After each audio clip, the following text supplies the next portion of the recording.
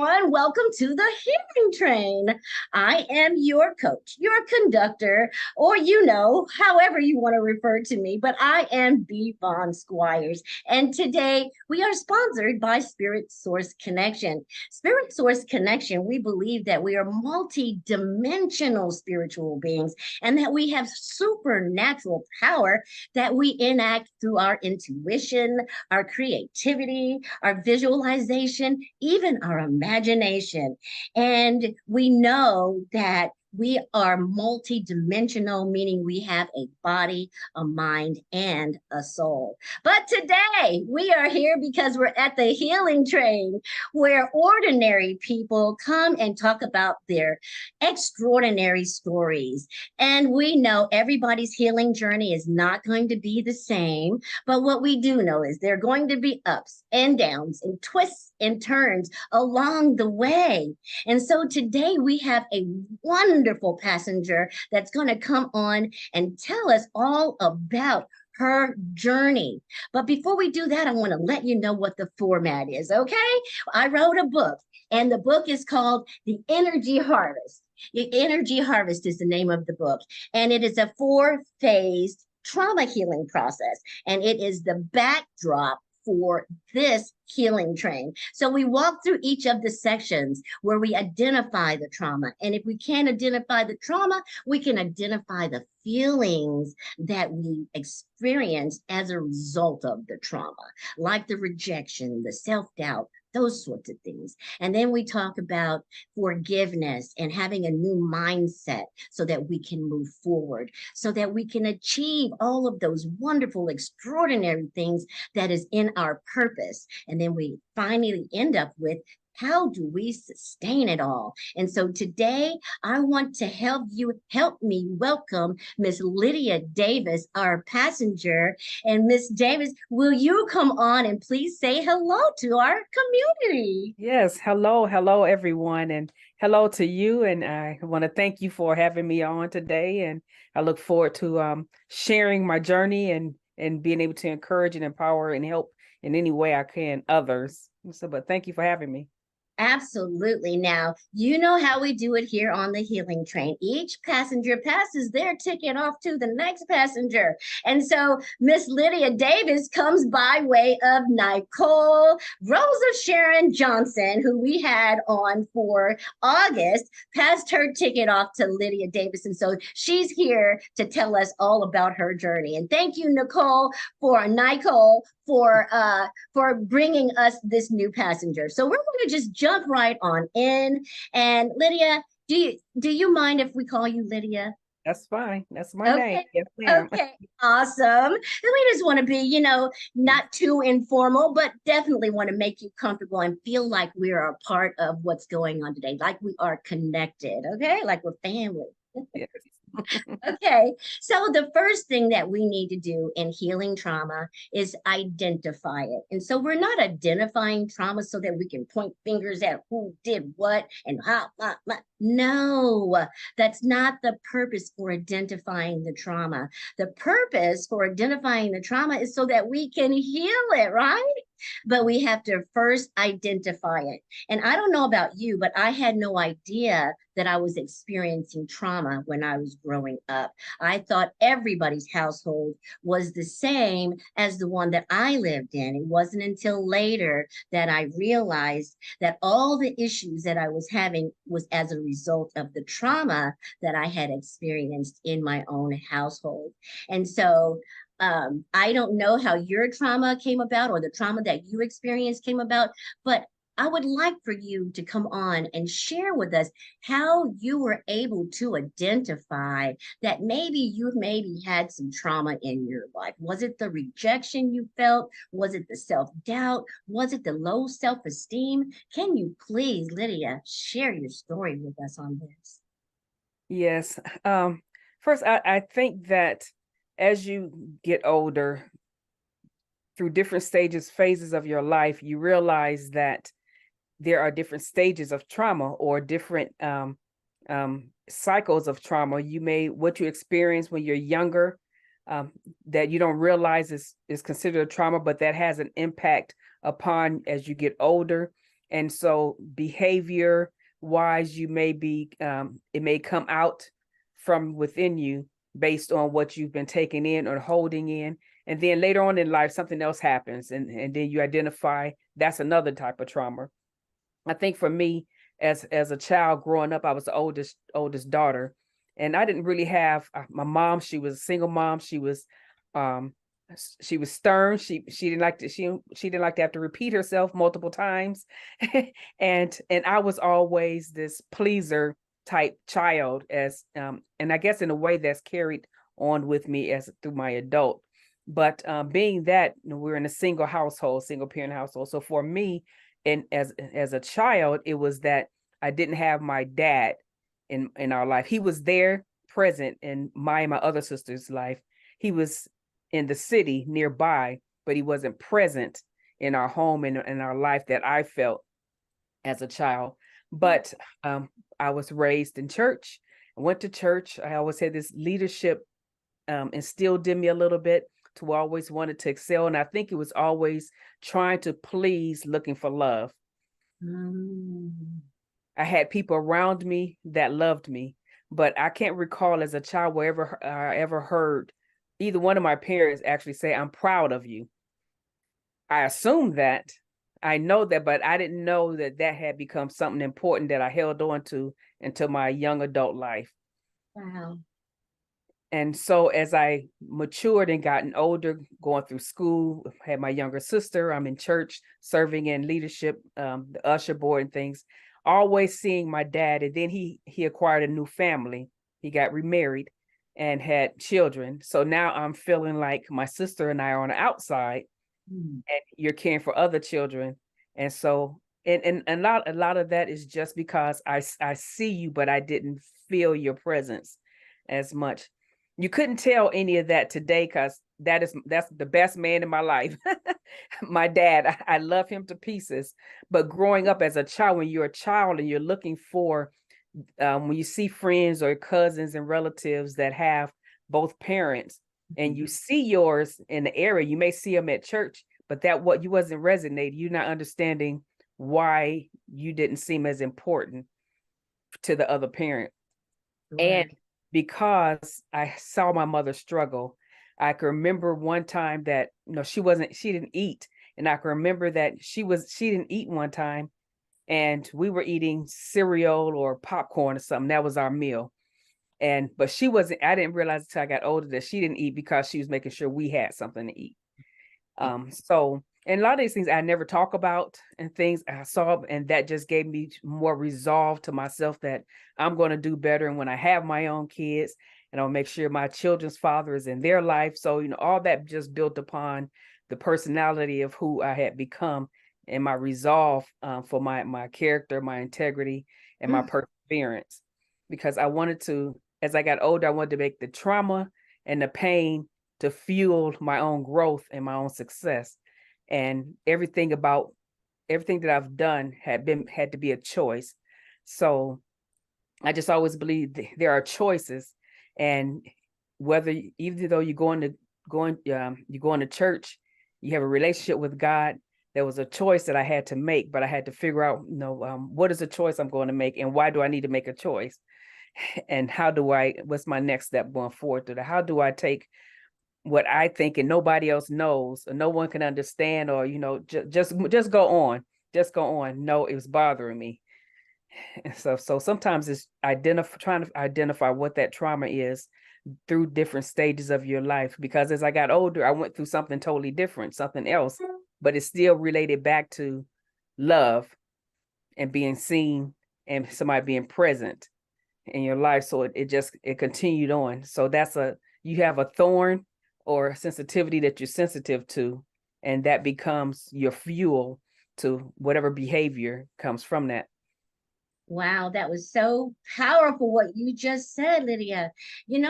A lot of times, and when we think of trauma, we think of it as something that has been done to us, not necessarily something that we didn't hear, like, "I'm proud of you," "I love you," not getting those hugs. And then seeing your father at church, but not understanding why he's not in the home, and then seeing him with a new family. These are all levels of trauma, all of them, all within your childhood, right?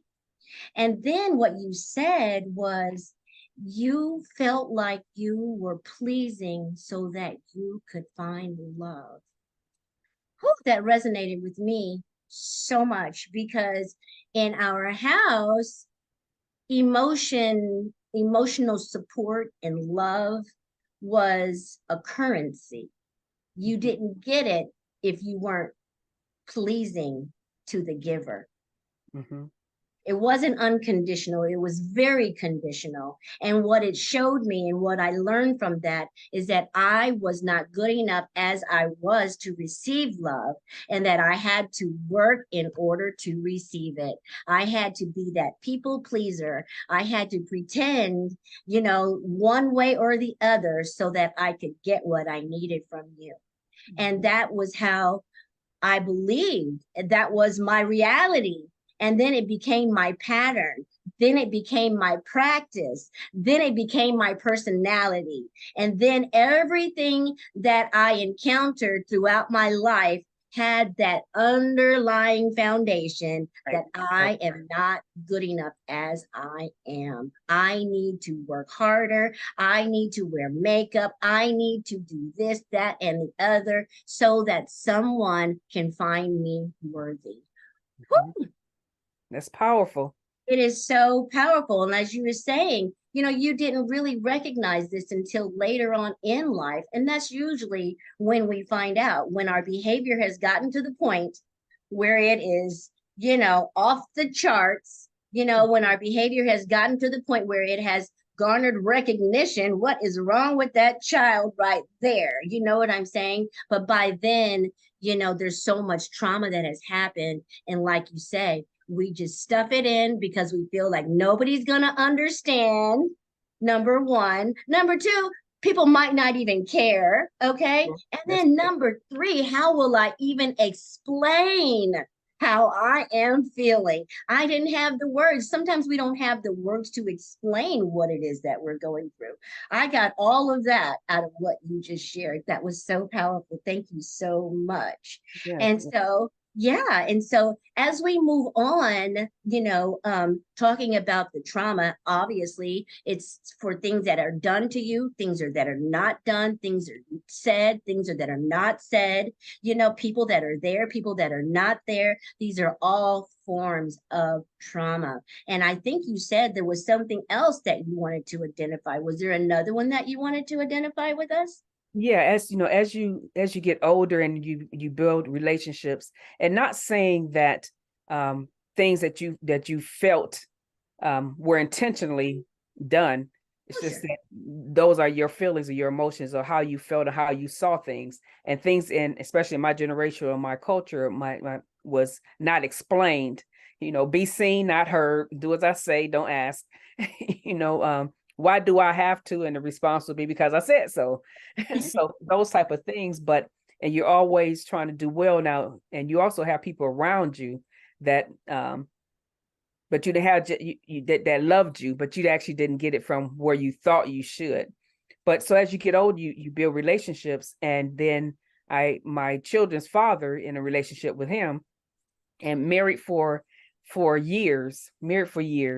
And so I suffered physical trauma. I have degenerative spinal cord disease, and slowly was placed outside of work. Not knowing all of this, God is walking alongside me, and opened up doors for ministry for me.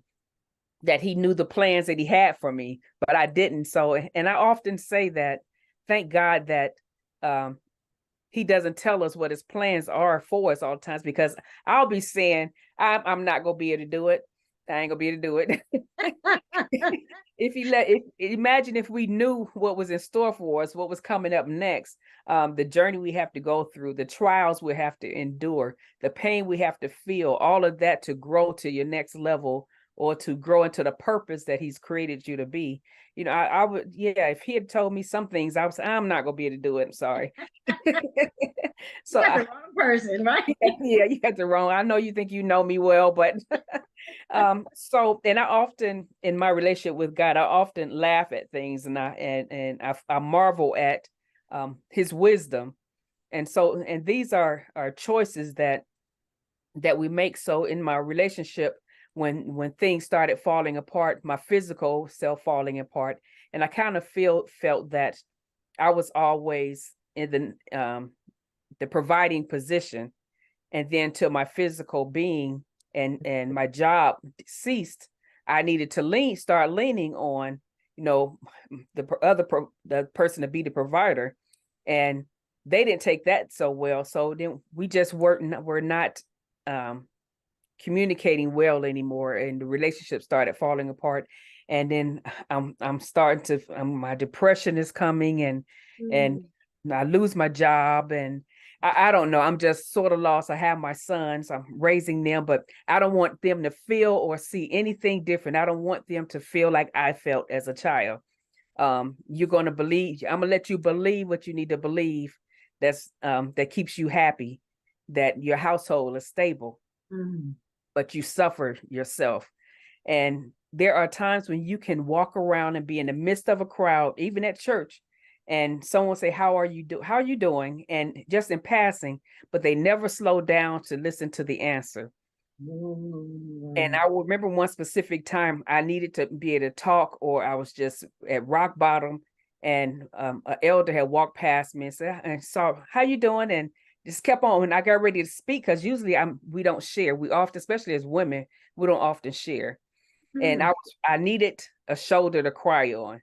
And they kept walking. And at that moment, I realized you could be in the midst of a crowd, even at church, and feel solely by yourself. Mm. I walked out of church that day and I was serving in ministry, totally active, totally looking productive.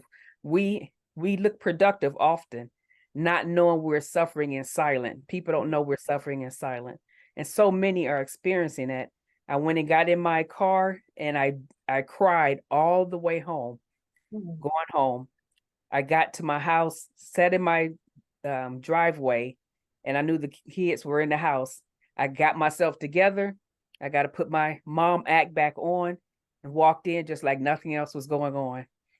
We suffer in silence too much, and because we want to protect others. And if you're a pleaser, that's one of your main things you want to protect your others. Meanwhile, you're suffering in silence, and so that type of trauma or isolation, you isolate yourself, not realizing that there is help, and that you're worthy as well, that you have a right to how you feel, how you're being treated. But at the same time, you do want to be that protective person over those that you love, that's around you. And I just remember I had got to the end at the peak, and I was laying in my office floor at home, prostate out. I'm just crying. Mm. I'm in physical pain. I'm in emotional pain, spiritual pain. Lord, I need you to shine a light to give me a glimmer of hope. And Yolanda Adams had just released a song called "In the Midst of It All." Oh, yes. In the midst of it all, and that was all. We played the radio most times and stuff, but it says, I come through many trials, through temptations on every hand, through Satan's tried to stop me and place my feet on sinking sand, through the pain and all of my sorrows, through the tears and all of my fears, the Lord was there to keep me, for he's kept me in the midst of it all. And that that ministered to me while I was on the floor, and it just came to me. And that's why my ministry is His Love Kept Me. That song Mm. came out, and she said, He kept me in the midst of it all. And it's like He spoke to me saying, I'm with you. You're going to go through this because I have greater for you. I have something else for you, a purpose for you. And I'm going to release you from all of this. I'm going to free you from this so you can be able to help someone else down. I don't know what that is, but he's going to make a way. And so he's been my way. I have my shirt. He's been my way maker. And I had to be intentional about that. But before I got to that, to heal with my feeling of not having my dad's love, knowing he loved me, I had to make a choice. I found out I was pregnant with my twins. And I remember reminding myself how I said I wanted my children, if I ever had children, to have their grandparents, if they were alive, have their grandparents' relationship with their father. And so I had to make a choice. You're going to be the bigger person, or you're going to call and talk with your dad. Ooh. And we talked. I saw him. We talked casually, but when I left Indiana going to California, I had a bitter heart. I was angry, and I really was angry for no reason. That's just how I felt. And I remember talking to him, and then I shared that I was pregnant with my twins, and it was, the conversation wasn't that mother father, daughter mother, close relationship kind of conversation. And I remember I'm sitting at my desk and I'm talking to him. And so I was just sharing with them, I'm trying to build this relationship. I'm making a choice because at the same time, God is calling me. I've lost my job, but I found a new church. And my pastor there, Dr. Long, love him to death. And he has brought me through a lot. He's encouraged me and got me on my feet. And always, he was the first male that I can recall that ever said, I'm proud of you. And that resonated with me. I didn't realize that I hadn't got those words until he said it. And it was so casual with him. He said it often, even to this day, he'll say it when I talk to him. But I had called my dad, and before I got ready to hang up, and I hung up, I'm thinking, well, in order to grow a relationship with God, grow my relationship with God, I served in church, but now I'm making a choice to actually hear from God and have him hear from me. I'm not just going through the motions. Oh. How do I do that? And it kept in my spirit, I kept thinking, but I'm having children, and I got this relationship that needs healing. And so when I was talking with my dad, I got ready to hang up, and it sort of slipped out. I said, I love you. And then I caught myself. He got quiet and I got quiet because I hadn't said it. And so, okay, bye. I hung up the phone. And then the next day or so, I'm talking to him, and it came out again. And I was like, okay, Lord, what are you doing? And I said it again and stuff. And he was emotional and I got emotional, and all of that, all that energy, that negative energy, that feeling and stuff just drained from me and was released from me. And that's my best, my best dad. And from that day forward, but so we have to make decisions and choices. Who do we want to be? Yeah. How do we get there? But God would also send somebody to be a voice whispering to you and talking to you, as he did with my pastor, Dr. Long, who came alongside me. Because I remember he told me, even before my divorce, I was going through my divorce, and on the living room floor, just in the corner, he said, you need to get up and go decorate a room, go change a room. And I was, what does that got to do with anything?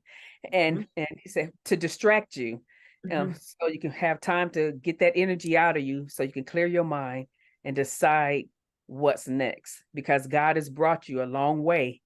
And so you need to remember that he's with you. So it's the choice is yours. And he would always say, you have the choice. You have the choice. And so that's what gets us to the next step. Wow, that was so powerful. Thank you so much for being so authentic and just so vulnerable, letting us know exactly, what you went through. I can only imagine how devastated you felt when you realized that your job was coming to an end. This professional person up and in work every morning for years is now becoming someone who's moving away from the work scene, moving home, and now needs to rely on someone else after being the one everyone else relied on for years. And then you did not have that available to you in the way that you needed it from the person that you committed your life to. And that had to be traumatic. That had to be devastating to know that the person you chose had failed you in some way. That had to be hard. So thank you for sharing that with us. How you were on the floor and you were crying out to God, God, why? God, please, help me, and then he came to you and gave you a promise. Oh, Yes, Won't he do it? Won't he? yes, You he got to will. make me cry. He gave you a promise. I'm going to deliver you from this because I've got plans for you. And then you started talking about how we have to make a decision on who we want to be. Mhm, Just a second, please. mhm. Have me going there. Okay. We have to make a choice on who we want to be. Do we want to be the bigger person and operate from a spiritual standpoint, realizing that we have so much to gain? Or do we want to stay in that ego mind and hold on to all those negative feelings, all that resentment and anger and shame and all of those negative vibrational energies. So it's like you can't have both. You're either going to have to let go of the negativity so you can get some positivity in your life and receive all the goodness that God has. Otherwise, you're not going to make it to the next level.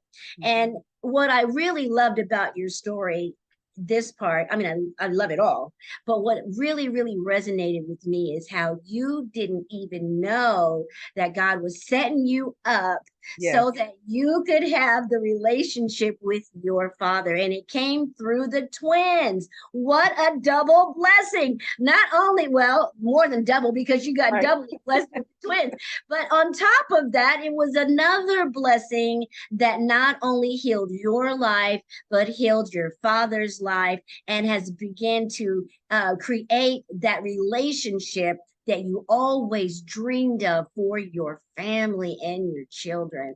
Wow, that is so powerful. Yeah. You talked about having that open mind, and listening to what God has to say. You talked about the resource that you had from your pastor who had the ability to touch you like a father. Yes, You know what I'm saying? Who yes, had so there you go.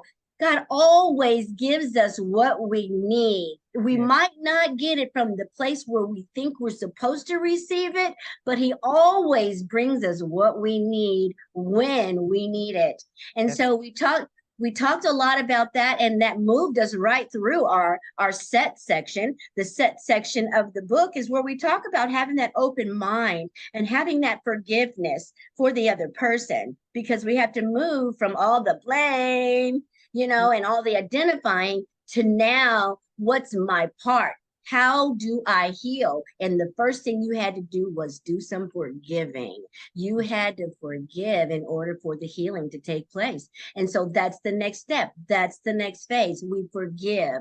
We forgive the person that harmed us. We forgive ourselves for the things that we didn't, right? Or the things that we could have done that we should have done, but we didn't do. We have to forgive ourselves as well. And you talked about all of that in this section. You guys, ladies and gentlemen, we are here with Lydia Davis today.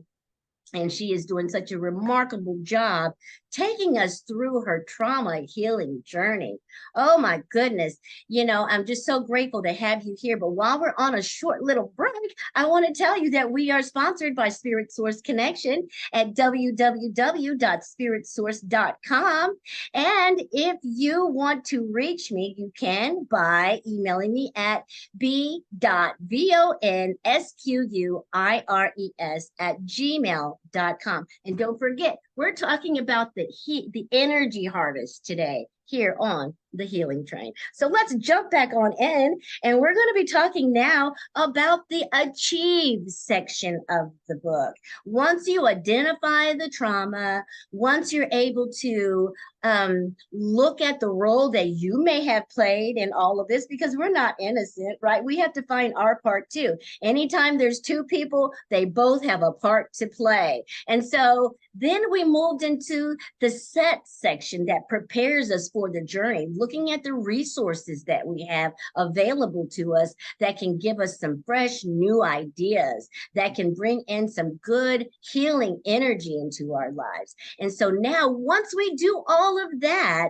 and we've looked at all of everything, we've done all of our forgiving, and so now we get to achieve some extraordinary things, right? And so when I say about achieving extraordinary things, it's not always material, but most times there is a material attachment, because how could it not be? Because it's all just energy anyway. And so if you're attracting good energy, it's going to come in a clear mind. It's going to come in a peaceful spirit. It's going to come in a compassionate love for people that you are like, hey, where did this come from? You're just going to be filled with so much once you start healing. God has a purpose for our lives, and he wants to use us. And I can't wait to hear about all of the achievements that you have been able to enjoy once you were able to get past all of that forgiving and all of that identifying and all of the struggle, all of the pain. Now, on the other side of the pain, we have some achievements. Do you want to talk to us about that right now, Lydia?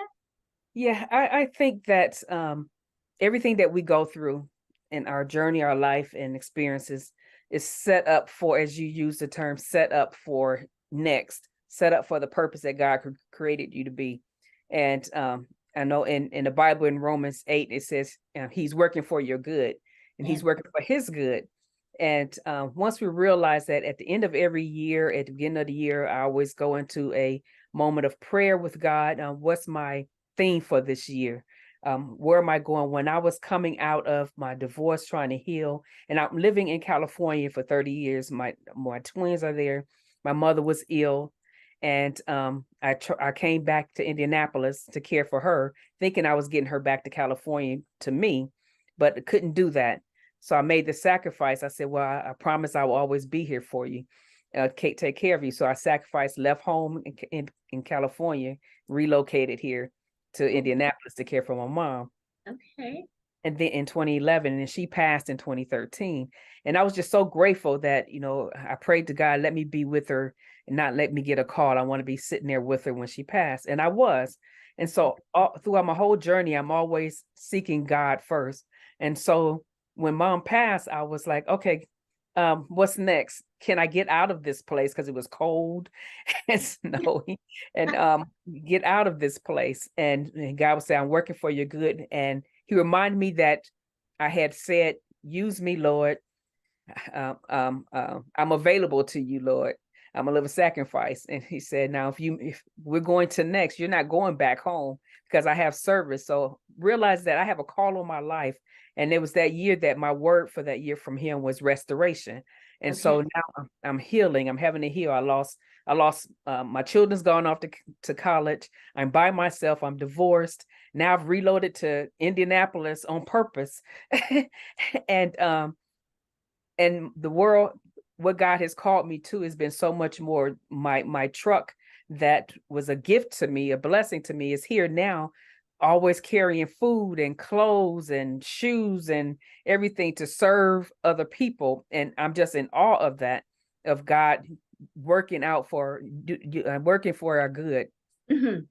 And so with that, from that day that his love kept me ministries, from that day that I was laying on that floor and I had started writing, and I hadn't quite published my book, but I had started it.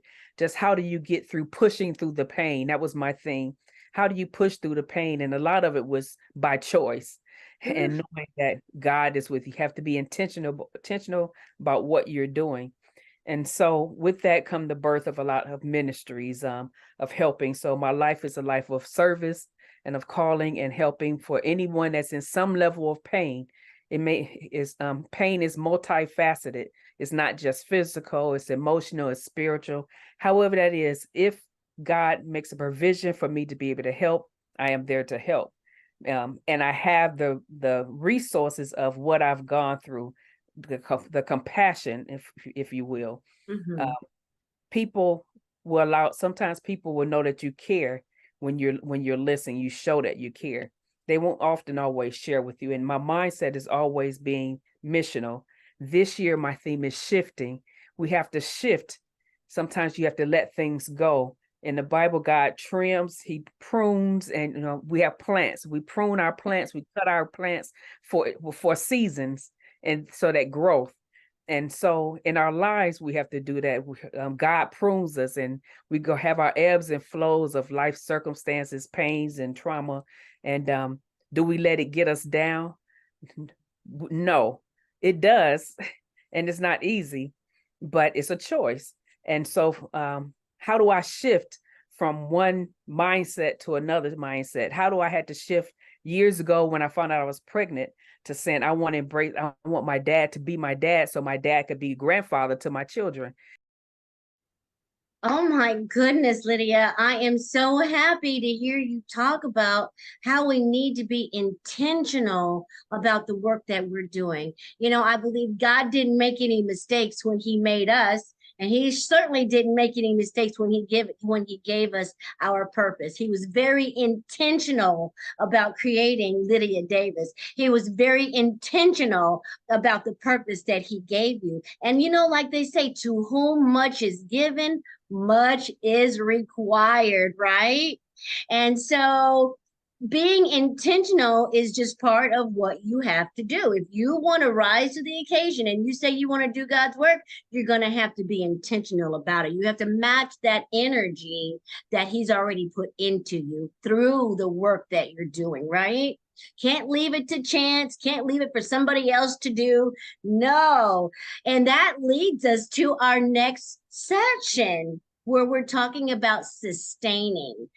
God has blessed you so much to be able to care for people in the community with your truck and all your resources, riding around, just helping people, whatever they need, whether it's a shoulder to cry on, whether it's food or clothing. You are in a position to give back, and you are doing such a wonderful job with that.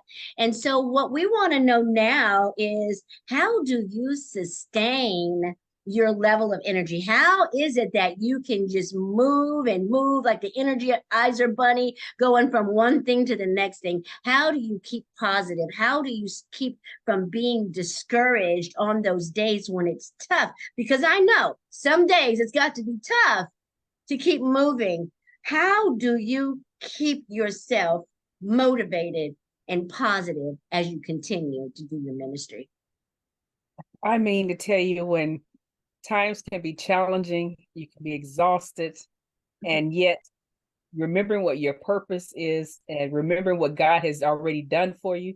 And I think that's why you have your ebbs and flows. That's why you have your trauma and your pain that you've grown through, because not many achieve that level of healing and of, there's nothing like once you discover peace for yourself, and knowing that joy wasn't given to you by the world, so the world can't take it from you.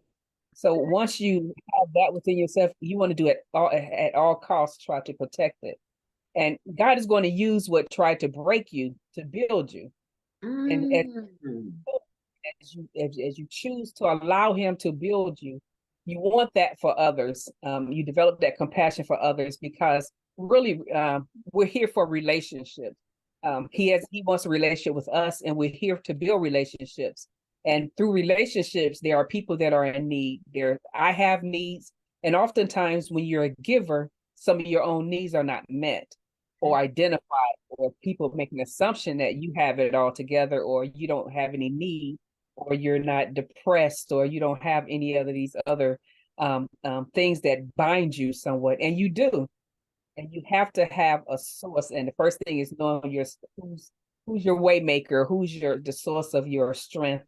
And yes, you do get tired, and you have to acknowledge that. And I'm often reminded that I need to take a break, or I need to stop. You need to have that me time. Otherwise, it comes out in the form of a personality that's not really you. It's only because you're tired. Yes. Or you're pulling you here and asking you for this, or the devil, or the spirit of the devil just blocking your path and putting obstacles constantly in front of you. Get frustrated, and it's easy sometimes for you to forget or behave in a way that's not your typical personality, or your typical way, and it's because you're constantly being pricked, constantly being pricked. You eventually get frustrated and you want to lash back out. Or if personality that you just retreat. I will get quiet, but I'm thinking, the Lord said that He'll make footstools out of my enemies. He'll prepare a table in the presence of my enemies. And I went through that even in church, where Oh. that the message that He kept giving me. Remember, I'll prepare a table in the presence of your enemies. And that gave me the fuel to keep going, because I know God has my back. Oh. He's prepared the way, so He's gonna get me through if I just don't give up. If I Mhm. just, it's still a mantra and still a choice, being what's the word? Being intentional about remembering that's my mantra, so that he has me. He's brought me this far. Whatever it has tried to break me, He's trying to build me, and He's also preparing me for whatever is going to come my way. Whoever He's going to send my way, whatever situation I have, um, He'll use that and He'll bring that back to remembrance for me. How did I want to be treated? Mhm. Um, what compassion do I need? What forgiveness do I need that I needed from God that I can't extend to someone else? Oh, wow. And all these are daily choices. You use what you didn't have to become the role model of what you wish you had. If that, Ooh, it so does make sense. you use what you didn't have to become a role model for that which what you wish you had. So for someone else, I didn't if I felt that I didn't have the love, then I want to be more loving. And if I didn't have someone tell me I'm proud of you, I'm always going to be telling my children I'm proud of you. I don't care how old they get and stuff, because I wish I had that. So I don't want someone else to have that be one of the things that they're depleted of, that they haven't received, because words matter. Yeah. They help build you up and empower you. And my pastor in California, he was strong in that, building me up. He'll just laugh and he said, I'm earning my jewels for heaven. I know I am with you. And but he kept me encouraged and was building me up. And because of that, I wanted to make not only be God proud, but make Him proud. And Sure.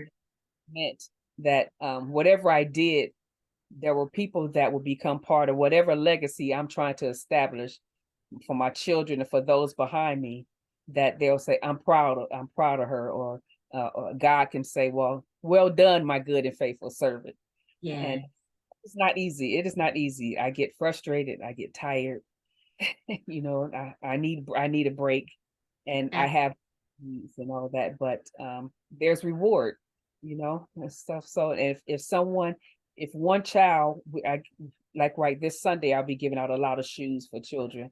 We do shoes for our back to school, and we did a big back to school last weekend. And every year for the last 5 years, we also give shoes to children through my ministries. And Okay. to have some of those children get their new shoes, they'll take off their old ones. This little boy took off his old ones, put on his new ones, and handed me his old ones. I said, well, no, these are yours. You can keep them. He said, no, no, no, new shoes. And, he was so happy. And another hug one of our volunteers. To see that, it's like, okay, my exhaustion is worth it. Oh, yes. Oh, my goodness. I can imagine the joy that you feel experiencing all of this. You're just glowing right now. Always being careful to is rewarding, is full of joy, but always saying thank you, Lord, because it's to Him we give the glory to, because He made the provisions. But to use me as a vessel, and we just choose to be used as a vessel, and He will use us. We allow it, and that doesn't always feel good. It doesn't always feel good, but it is for He says He wastes nothing, and so it's just a choice, and that brings you peace and joy, and gives you the when you're tired. Yes. Oh my goodness. And you just said something that was so powerful. And it's something that I realized too. He wastes nothing. And he told me all of the pain, all of the suffering, all of the fear, all of the doubt.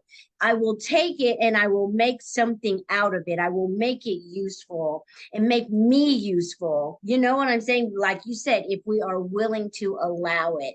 And I'm just so grateful to be able to hear your story. And I know that there are people out here that are listening to you today that have been inspired by you, that have been, you were told that your body was shutting down. You know what I'm saying? That you wouldn't be able to live the life that you live in now. But God said, you know Yes. what I'm saying? That he was going to deliver you and that he was going to use you in a mighty way. And I can see that he is doing that. So before we get out of here, I want you to please tell our community where you are located. Do you need any volunteers? What is it? How can the community there in Indianapolis or anywhere give back to you? You know, it's so important that we allow others to be a blessing as well. So, how can we be a blessing to what you have already going on over there? Yes, I am. My nonprofit is You Feed Them Missional Food Pantry. It's also His Love Kept Me Ministries, but that's the basis of. I help a lot of homeless people that are homeless with blessing bags, toiletries, and all that. But You Feed Them Missional Food Pantry. Our website is www.youfeedthem youffedthem.org. So it's You Feed Them MFP, which stands for You Feed Them Missional Food Pantry. And that's based on the Bible scripture where Jesus and the disciples were out teaching the people. And Jesus told the disciples asked Jesus to send them away, have them go buy themselves some food because they have to be hungry. And Jesus told them, no, you feed them. And so that's where my ministry comes from. And under that is a lot of initiatives. And for me, it's not just physical food, it's spiritual Yes. food, it's emotional, mental. I may not have all the resources, but we share resources. Whatever information I have, I can share it. My ministry shares it. And so they can reach us through the website by donating financially because we do have different initiatives that fall up under the umbrella of our food pantry, our missional food pantry. We introduce Christ, and we've actually baptized recipients in the middle of our food pantry. Oh Um, my goodness. well over 540 souls to Christ. They said yes to Christ. So we have over 500 salvations during our missional food pantry. And Wow. then we have our youth savings. Um, I'm a visionary, whereas I listen for God and God gives me direction, a vision. And I have a vision board that I do vision board and okay, Lord, where do you want us to go?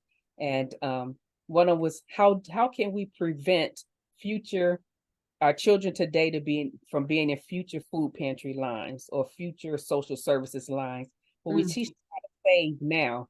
And so we have a youth savings initiative. So we seed the first initial amount into the children's savings accounts. They come monthly and make deposits. We teach them how the practice of saving some of your money. And so the children come and make deposits and we find out how they're doing in school. We walk alongside them. So nations can help with projects such as that. The initiative of our community resource day, our back to school, our shoes. We weren't able to provide all the shoes we wanted to this year because we had over 400 children registered. So donations help with that. Okay. And we also have our Christmas Overflow initiative where families that are in emergent need, they don't qualify or they miss deadlines for other programs, that they call us desperate, and mostly grandparents often too, that are caring for the children. So we have an overflow initiative at Christmas time. So then just food, just keeping our freezers and refrigerators filled and our shelves packed with stock. So they can go to our website at youfeedthemmfp.org if they would like to donate and or even contact me. They can contact me through the website as well.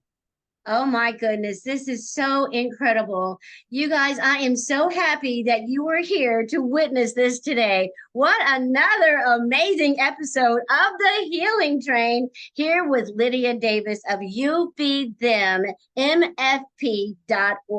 She's doing some wonderful things in the community, giving back to people the things that she was lacking in her own life. Wow, what a turnaround God has done for her. She had went through the trauma. She found herself a pastor that could feed into her and pour into her spirit. She started turning her life around, made a commitment to be intentional with the purpose that God has given her, and she hasn't looked back since.